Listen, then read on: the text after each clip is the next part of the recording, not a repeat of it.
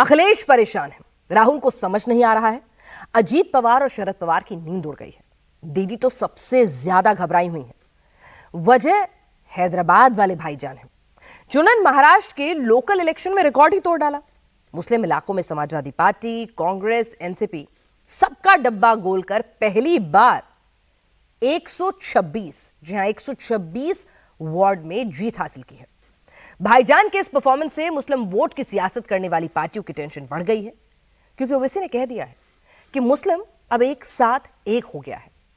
आखिर भाईजान ने ऐसा क्या किया, कौन सा फॉर्मूला अपनाया जिससे वो शेर बन गए और मुसलमानों को अपना वोट बैंक समझने वाले तमाम दूसरे ढेर हो गए। महाराष्ट्र में मुसलमानों के किंग बनने वाले ओवैसी की पूरी विक्ट्री स्टोरी इस रिपोर्ट में देखिए।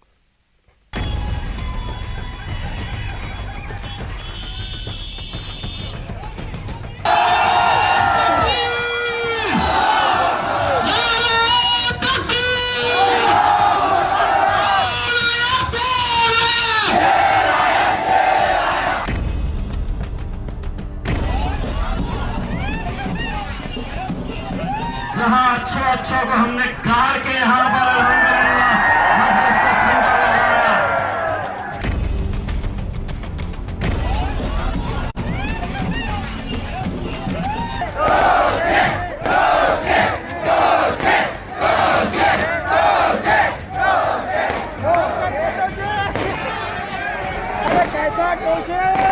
बताओ, मजलिस इत्तेहाद मुस्लिमीन बच्चों का खेल नहीं है,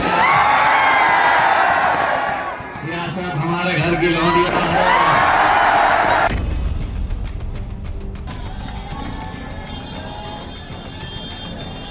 ये ओवैसी का उन लोगों को जवाब है जो खुद को मुसलमानों का असली रहनुमा बताते रहे हैं, मुस्लिमों से सिर्फ दरी बिछाने का काम करवाते रहे हैं, मोहरों की तरह नचाते रहे हैं। लेकिन ओवैसी ने महाराष्ट्र के लोकल इलेक्शन में इस बार साबित कर दिया है कि मुसलमानों का अब सिंगल लीडर ओवैसी हो गया है। मैं अपना सर झुकाकर मेरे भाई, जो सारी दुनिया हमें झुकता हुआ देखना चाह रही थी, अल्हम्दुलिल्लाह तुम लोगों ने वो करके दिखाया। बहुत फड़फड़ा रहे थे, सबका हिसाब लिया जाए। ये एग्रेशन, ये अंदाज एआईएमआईएम के नेताओं और समर्थकों में यूं ही नहीं आया है। सच तो ये है कि ओवैसी की पार्टी ने पूरे महाराष्ट्र में करके दिखाया है। साथ ही Samajwadi Party, Congress, NCP, Pawar family, Thackeray brand, सबके उन आरोपों की हवा निकाल दी जो उन्हें बीजेपी की बी टीम बताते थे। ओवैसी ने वो कर दिखाया है जिसका मुस्लिम वोट की सियासत करने वाली पार्टियों को हवा तक नहीं लगी। मुंबई बीएमसी में जहां मुस्लिम इलाकों में एनसीपी कांग्रेस का सिक्का चलता था, वहां 8 सीटें जीती थी। यही नहीं, महाराष्ट्र के 13 नगर निगमों में 126 वार्डों में जीत हासिल कर पहली बार नया रिकॉर्ड बना दिया। पिछले नगर निगम चुनाव में एआईएमआईएम सिर्फ 56 वार्डों में ही जीत पाई थी। पार्टी ने 29 में से 24 नगर निगमों में अपने उम्मीदवार उतारे थे। सबसे मजबूत प्रदर्शन छत्रपति संभाजी नगर में रहा, जहां उसने 33 सीटें जीती। मालेगांव में भी शानदार प्रदर्शन करते हुए 21 सीटें हासिल की। नांदेड़ में भी उसने 14 सीटें जीती। अमरावती में भी पार्टी को 12 सीटें मिली। धुले में 10 और सोलापुर में 8 सीटें जीती। नागपुर में 7, अहमदनगर और जालना में 2-2, परभणी और चंद्रपुर में 1-1 वार्ड जीते। जो हमारे इत्तेहाद की ताकत को तोड़ने का काम कर रहे थे, जो हमारे इत्तेहाद की ताकत को तोड़ने का काम कर रहे थे, आज अल्हम्दुलिल्लाह पूरे महाराष्ट्र के अंदर मजलिस इत्तेहाद उल मुस्लिमीन ने 120 कॉर्पोरेटर्स पूरे महाराष्ट्र में चुने। मुंबई जैसी जगह के ऊपर मुंबई में 5, मुंबई में 4, नागपुर आरएसएस के घर में 7 सीटें जीत कर लेकर आए। नांदेड़ में 15, मालेगांव में 21, धुलिया में 10,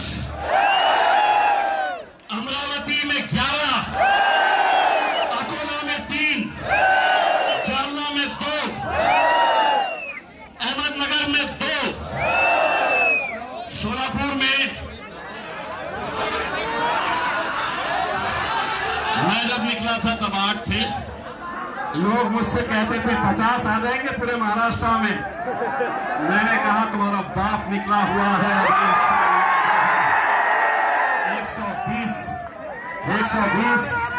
सीटें अल्हम्दुलिल्लाह हम लोगों ने जीत कर लाए हैं। उन्होंने पूरे हिंदुस्तान के अंदर अपना डंका मनवा लिया है।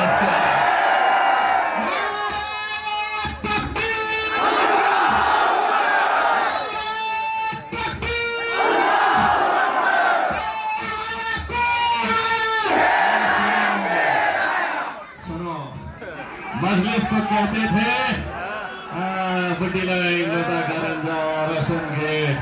2 सीटें अल्हम्दुलिल्लाह गुलमंडी के अंदर जीत,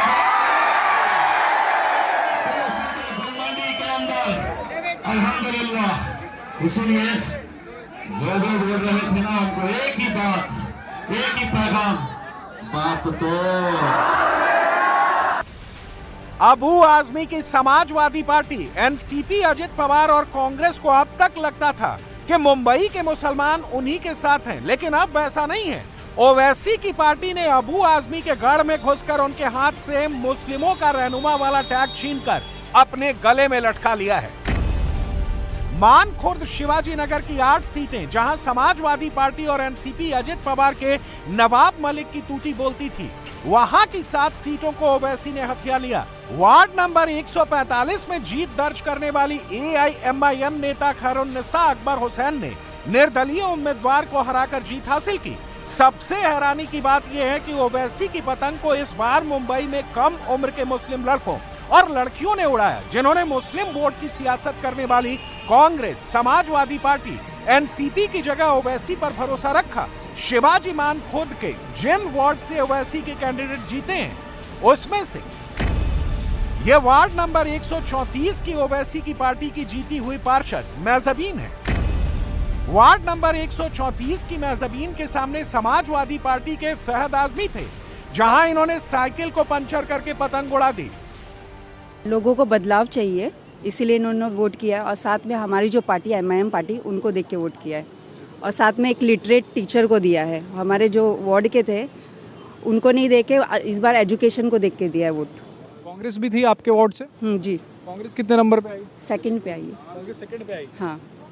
कितने वोट मिले कांग्रेस को? कांग्रेस को 6,000 मिला है कुछ। कांग्रेस को 6,000 और आपको 8,000 के करीब? 8,000।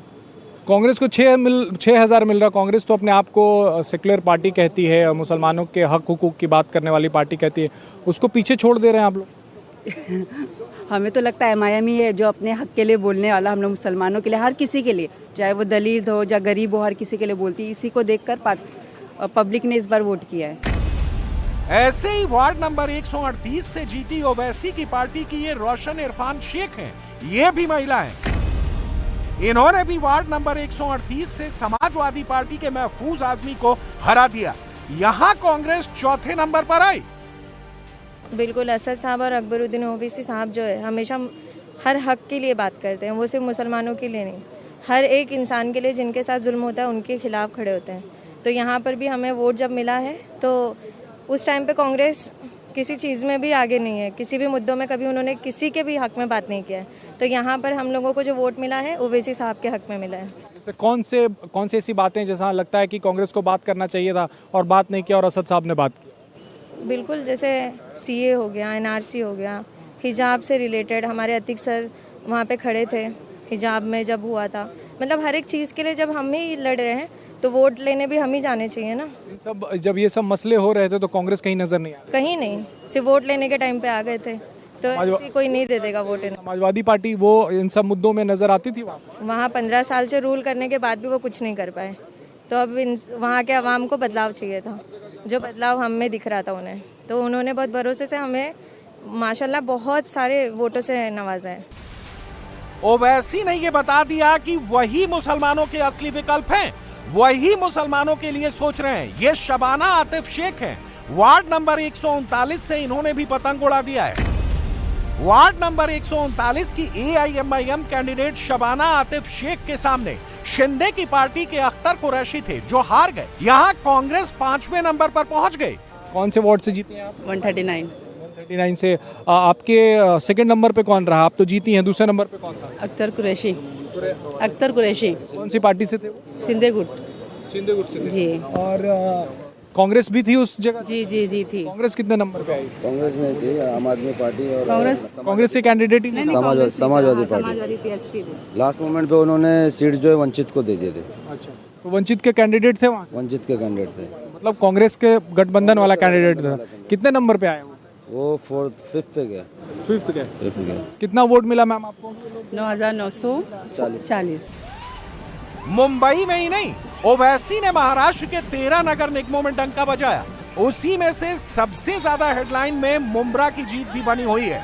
मुंब्रा से 5 पार्षद ओवैसी के जीत कर आए हैं, जिन्होंने एनसीपी शरद पवार के जितेंद्र आव्हाड की सियासत को चारों खाने चित्त कर दिया, जिसमें सबसे बड़ी भूमिका एआईएमआईएम के वार्ड नंबर 30B कैंडिडेट सहर सना शेख ने निभाई।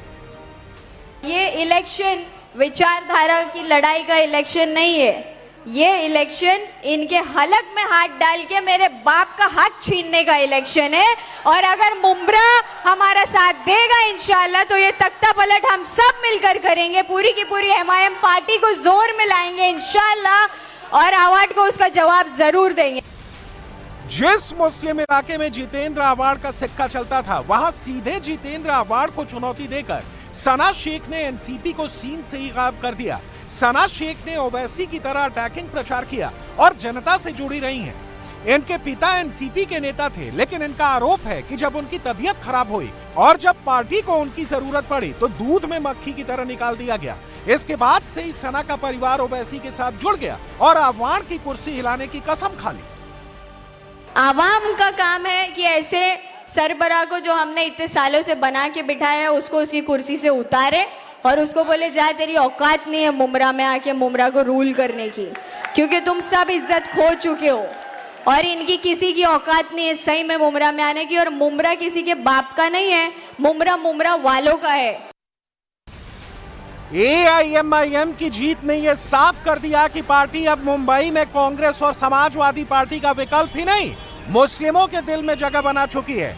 ओवैसी की जीत कितनी बड़ी है, इसी से जान लीजिए कि मुंबई में तो एआईएमआईएम मनसे से भी आगे निकल गई, जिसे बीएमसी में सिर्फ 6 सीटें मिली हैं। राज ठाकरे को ना मुस्लिम वोट मिले, ना पूरे हिंदू वोट, सिर्फ मराठी और हेट मराठी की सियासत ने ओवैसी से भी कम सीटों पर धकेल दिया। ठाकरे ब्रांड के लिए ये सोचने की बात है, कभी हिंदूवादी सियासत से मुंबई पर राज करने वाले राज ठाकरे अब मुस्लिम सियासत वाली पार्टी से भी नीचे जा चुके हैं। जब हर कास्ट का, समुदाय का एक पॉलिटिकल लीडरशिप या उसका सेम्बलेंस ऑफ लीडरशिप है, तो एक मुस्लिम समाज की लीडरशिप क्यों नहीं होनी चाहिए? और अगर लीडरशिप डेवलप होगी तो जमहूरियत मजबूत होगी।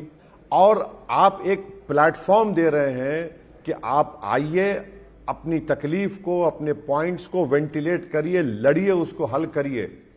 और आप कह रहे हैं कि भाई देश का मुस्तकबिल के हिस्सेदार तुम भी हो, तो इसमें बुरी बात क्या है? दूसरा बड़ा प्रदेश है महाराष्ट्र, वहां पर एक मुस्लिम एमपी नहीं जीतता है। इम्तियाज जलील थे, सब ने मिलकर, so called secular and complete communal ने मिलकर इम्तियाज को हरा दिया। ओवैसी का जलवा महाराष्ट्र में ऐसे ही नहीं बना। ओवैसी और उनकी पार्टी ने पूरी ताकत झोंक दी थी। 3 से 13 जनवरी तक ओवैसी ब्रदर्स ने करीब 100 सभाएं की। असदुद्दीन ओवैसी ने एक जगह से दूसरी जगह जाने के लिए हेलीकॉप्टर का सहारा भी लिया। मुस्लिमों को एक करने के लिए एनआरसी, सीए, हिजाब, सारे टची मुद्दे उठाए, यहां तक कि हिजाब वाली प्रधानमंत्री बनाने की बात करके मुस्लिम महिलाओं को अपने साथ जोड़ लिया। जब ये ओपन कंपटीशन है तो ये जो लोग, आप जिन लोगों की बात कर रहे हैं, वो तो बड़े फ्यूडलिस्टिक हैं, जागीरदार हैं। वो तो उनको लगता है कि बस हम पैदा हुए राजनीति में आए तो हम ही हुकूमत करेंगे, हम ही राज करेंगे। वो जमाना खत्म हो चुका है, वो जमाना खत्म हो चुका है। आप लड़ रहे हैं चुनाव, अरे भाई हम चुनाव लड़े, हम 8 सीट बीएमसी में कामयाब हमारे हुए हैं, मुंब्रा में हमारे 5 जीते हैं। जितेंद्र आव्हाड जैसा एक डिक्टेटर एमएलए के पास वो बच्ची ने उसको हरा दिया, वो हमारी बेटी ने उसको। सैफ पठान पर उन्होंने उसको कई बार केसेस बुक कराकर उसको जेल में डला। साहिब पठान जीत गया वहां से। धुलिया में हमारे जो एमएलए जो इलेक्शन लड़े वो अजीत पवार के पास चले गए। अजीत पवार ने बड़ा दावा किया, हम लोग 10 सीट जीते वहां पर।